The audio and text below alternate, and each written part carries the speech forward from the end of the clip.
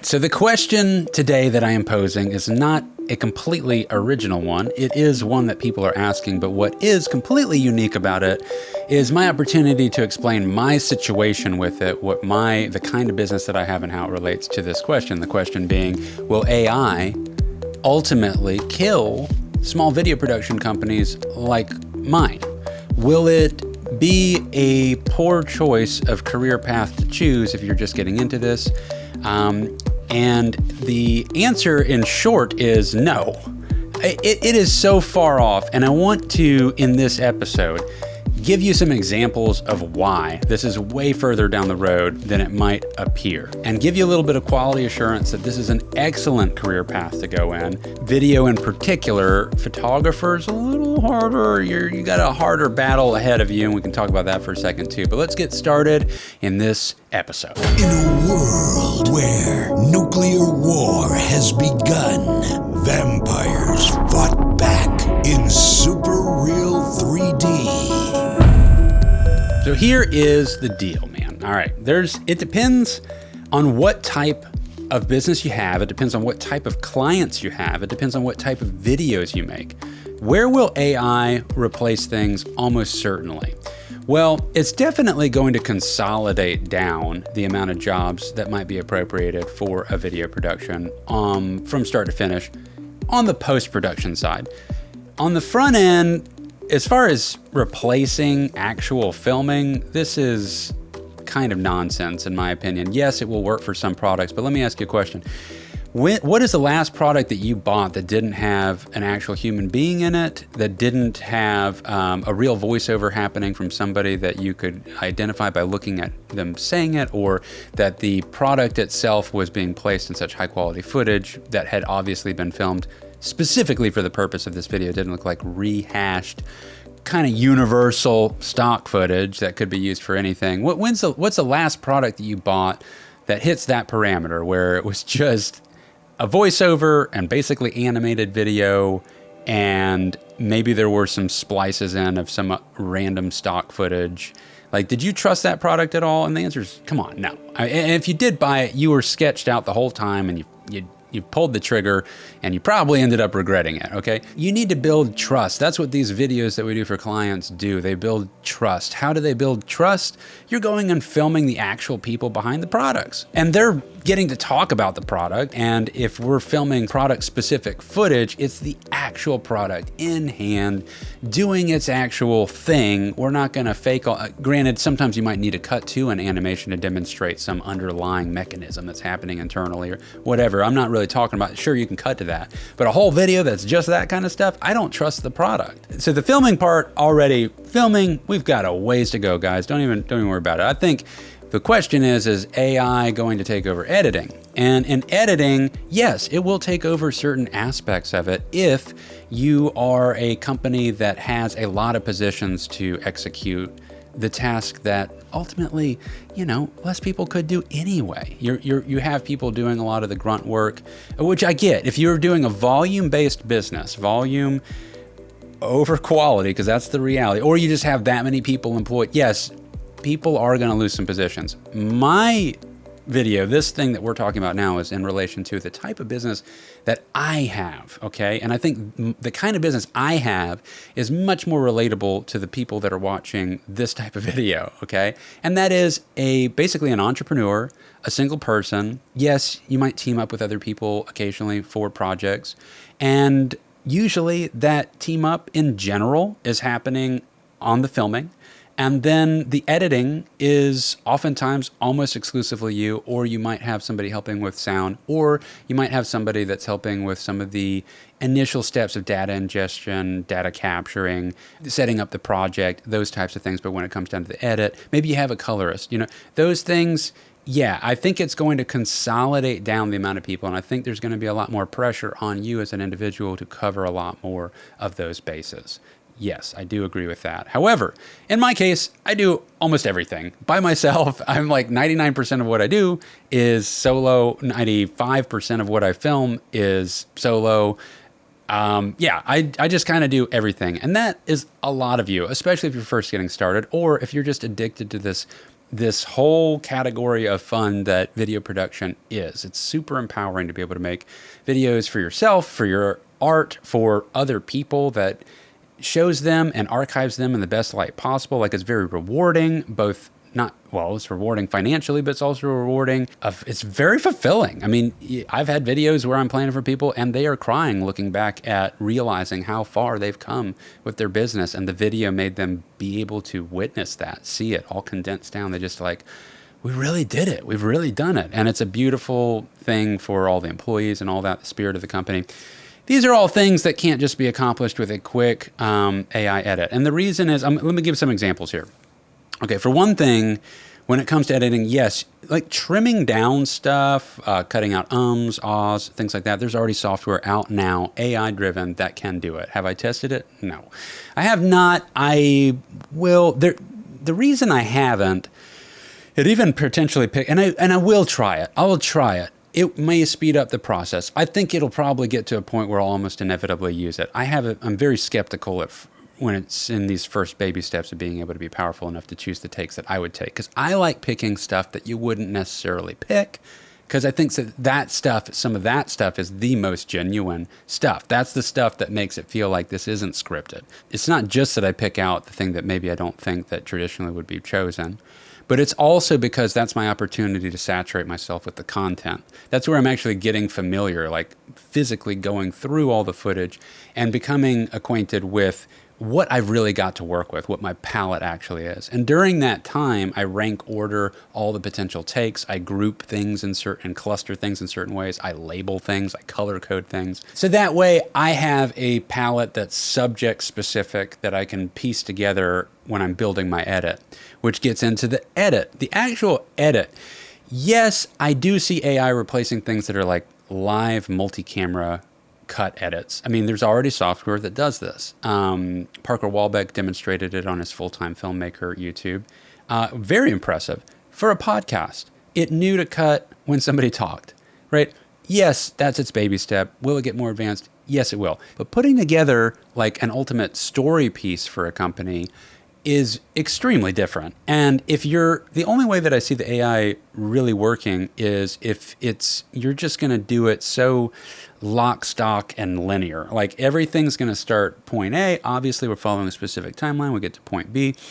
And even still, there's going to be so many compromises that wouldn't help evolve it, that potentially would make it have a style that could be yours, which is why people are hiring specifically you. And this comes down to what type of editor are you? Because if you're just looking for what is the most obvious thing to put together, and you're taking the most obvious statements, and you're not being highly selective, and you're not stitching together different pieces from interviews and peppering them together, and then maybe rearranging the timeline so things like go to areas that you wouldn't necessarily expect. If you're not doing all those things and you're just going straight forward, as if you were reading out of a book, I do think that AI will get to a point of those types of edits. But I'll tell you what, you're not a unique thing for people to pay a high dollar for anyway. So I think what's going to happen is that you really have to be good. You have to figure out some kind of style here. Now, I'm not tooting my own horn, but I do. The proof is in the pudding, and I have been able to do this self-sustained for over a decade. I'm happy with how much money I make, and I've continued to make more money every year that I've pursued this direction. So I think things are going good. My clients are very happy. I have an extreme amount of repeat business, so something's working. And for clients that have products that have the potential to go viral because people are interested in those products, those videos perform very well. In particular, the videos that I've made for Trans Am Worldwide, which is the worldwide exclusive builder of the modern day Trans Am, and now they are making a new tribute vehicle for the Chevelle, and it's called the 70SS. And that video came out a few months ago, and it's got over a couple million plays now, and it was a 17-minute short film that is about the build of the car coming together. I did not follow a linear path. In fact, Christopher Nolan was a huge inspiration for me in creating this style of edit. Now you could say, well, you could prompt the edit to be in the style of Christopher Nolan. Now, if anyone watches my video, I do not think they're necessarily going to think, that's like Christopher Nolan. I'm not Christopher Nolan. But it was an inspiration point. would the AI be able to do what I did? I don't think so, because it's just so random. I mean, I'm riding a wave of jamming with this footage after I've created this palette. Let me show you. Here's a clip. And when you're watching it, think about the not just the pacing, but why is the talking, the way that it comes in under certain parts. Think about, why is the camera angle going to this thing? Why would it go to, like, there's just so much to even just this a little over a minute long section. Just try it out for a second and just see where it goes, and just think, well, how would an AI think to do that when you've got, these terabytes of footage from all these different locations filmed over the course of a year? And then it's like, how would it would never produce this result. Would it come up with something? Surely. Would it do what this does? I don't think so. I think that there's a unique part of me in the edit. You tell me. What prompted you to make sure you had a 70 model to represent the Chevelle? I just think the style of it, the body style, to me, it's just a beautiful machine. It doesn't have like overly embellished Predator character.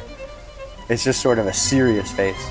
That type of classy muscle, for it to be that smooth, have that few highlights or drastic details, but still make such an obvious statement. It's probably the simplest and most complex concept that I've ever had to dig through. It's like the heart of muscle car. It is amazing how much ground it covers in such a subtle way. Because, I mean, when we look at the Trans Ams, it's a pretty loud statement. And I love it. But then that's probably a really neat full circle of you getting to explore both doing something that is as loud as the Trans Am is design-wise, and then getting to do this, which is, it got this subtleness to it, but it has a stance just looking at it. Exactly. Growing up, we had a Chevelle in the family. My mom had one. That car was part of our family. Wednesday night, choir practice. Dad's at the track on Saturday, and the whole family's piling in on Sunday to go to church. And it fits in every one of those environments.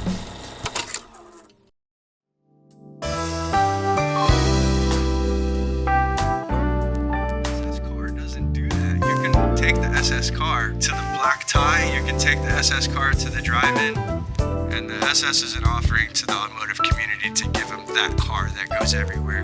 Things like the gauges, refacing the gauges, using the proper font, the seats that have been repatterned after the original. Right? Like, why did I cut the video to the owner's hands then? Like, why was I attracted to the hands? Why did I cut to, I'm going from the antique car museum with a cluster of people talking there, to a later conversation, to an area that I'm staging as a later conversation that's happening while they're contemplating the inception of the vehicle. Like, I think by the end of it, could you achieve something along these lines? It would involve prompting at every corner along the way, knowing which footage you wanted to use where. So at the end of it, you're basically just using tools. It's not like, you're still, as a creator, as a storyteller, yes, will tools be able to maybe help you achieve those results faster? Probably so. But the average person that is building a car, for instance, may not think, and I'm not belittling that at all, it's just a different type of skill set to put together a story and figure out what's the right thing that gets the message across here, and why would you tie it to this, and at what point are we going to go? Are we just going to list off bullet points on this thing, or are we going to tell a story? And what is the story? Are we going to, there's just so many aspects to it. Let me give one more example. This was like completely random, the way that I approached the beginning of this Trans Am video, okay? Like, look at this thing, and like, think about like the voiceover and like what I chose to cut to here and all that, and like the music choices and which scenes. I mean, we're talking about from hours, like terabytes of footage that I gathered on this build that happened over the course of a year. The future has arrived. The all-new Trans Am for 1978. Complete with a plush, sporty interior for a comfortable ride.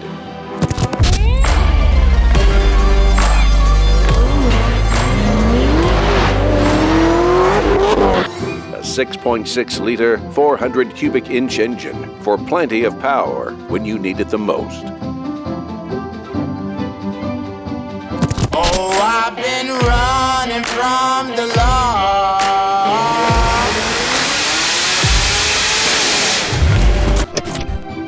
radial tune suspension for better handling, and outstanding road performance. When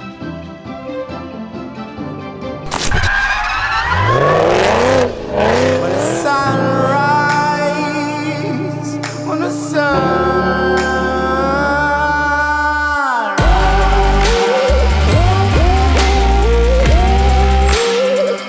See your local dealer today and ask for a test drive in the all-new Trans Am. Yes, the Phoenix has risen. Mustang. And So that's for like, you know, these are examples for a commercial piece. Now there's even the simplistic stuff. You could say, well, that's like kind of a, not every project's going to give you the opportunity to do stuff that is outlandish. All right. Like that's, okay, get it. I got it. I have corporate clients too. But let's take a look at like this video that would ultimately, I'm not going to play the whole thing for you, but just check out a section of this. So when you think about this is a software company, all right? And we're showing how their software works, and it's for a trade show loop, but we have to show specific sections of what parts are working, like how the navigational aspect works through certain pages, based with the bullet text, and the bullet text is extremely vague. And, you know, we're not even getting into color and all that. You know, I'm just talking about like something as plain Jane as this. It doesn't even have narration to it because it's just a trade show video that's playing in the background at a trade show on a TV.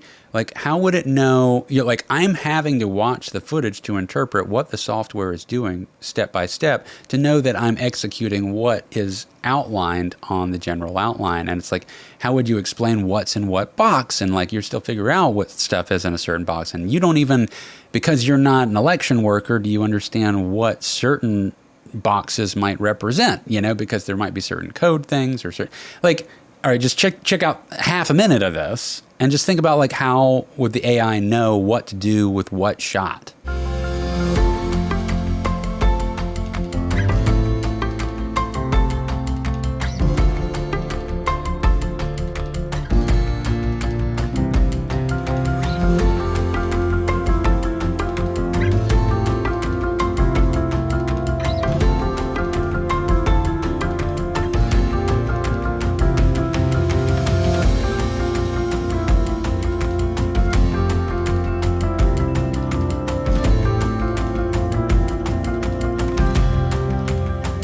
Okay, so that's super basic. I'm going to give you one more example here. This is like a scripted piece where from my show, Cue the Muses, which is my band's scripted sci-fi rock comedy show, and we unveil a new song in each episode, right? And so this is super campy. This is ridiculous humor. This humor sucks. This humor is bad.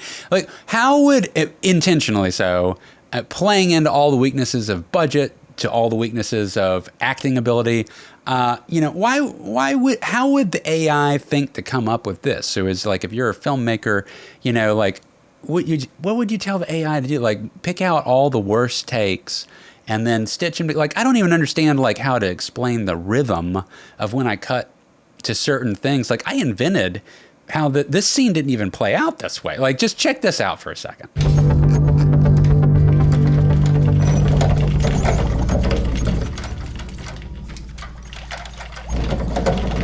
Okay, man, on my 3 count, engage your pedal for transport. 1, 2. Wait. What? On 3 or to 3 count, back to 1.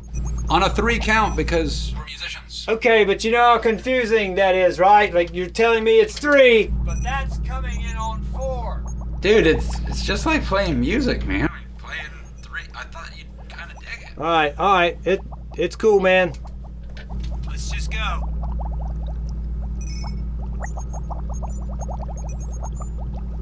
Okay. You know how confusing that is, right? Telling me we're going on 3, but you're coming in on 4. Fine, it's fine. Just start the count. Just start the fucking count, man. Today.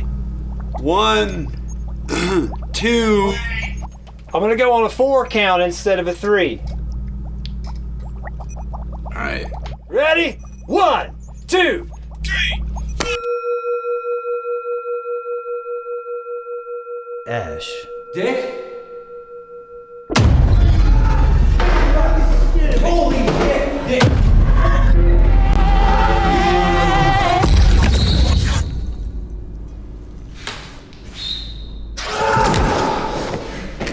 So like what that scene really was multiple takes from that were independently filmed conversations. When I was talking, Dick, the other guitar player on there, he was not in the room talking back to me. He was operating the camera. We filmed these at 2 totally separate times. I took out of 20 takes of us basically improvising through the scene and just executing subject-specific topic points, pieced together, you know, like I picked out this take from this and then put this here. I didn't know I was going to pretend to cry, you know, I can't, that just came in the edit, you know. It's like you're not going to end up with the same results if you have an AI that can do that. It can't do that, but it will provide tools. So what all this means, my summary in the end of this, is that these are just tools that are going to help us become more efficient. And yes, I do think that it's going to replace lower level jobs of video production that don't have as much creativity involved with them. Will this work for companies that don't have much of a budget? They don't even really have a video budget, let's say.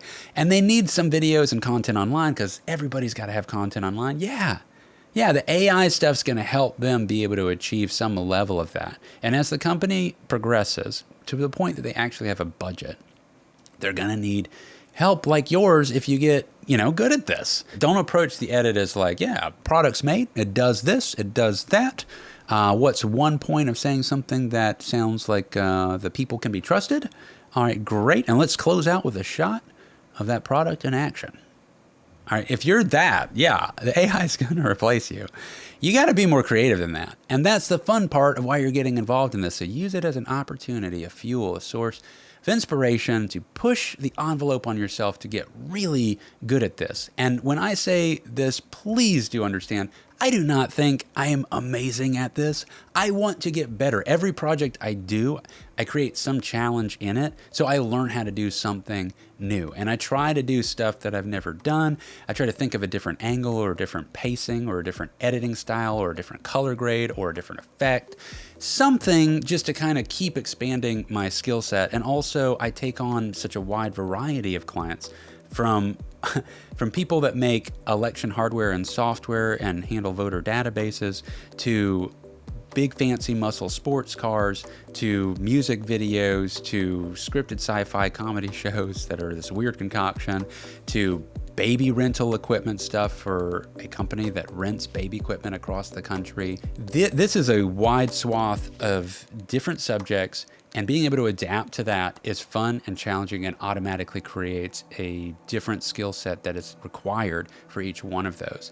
There's also, lastly, just the communication with the customers themselves. By talking to them and having a background in this and helping different companies of different varieties, even when you're not the one that's an expert on the subject that you're helping them make a video for, you are ultimately helping them figure out how to explain their product better because you've had all this seasoning, all these years of building up this ability to kind of drive through and figure out and help navigate with a company to figure out what does represent the product, what are the most interesting things that stick out to people that don't know anything about it, then understand from people that are way deep into a certain demographic or a certain niche thing that they like and understand what kind of questions they want answered. How do you tie those two things together in the same video so you're getting both audiences captivated by the whole thing from start to finish? Or you move from one thing quickly enough on a simple subject to get to an advanced subject, and then don't sit there too long because it's too overwhelming for the person that's too much information,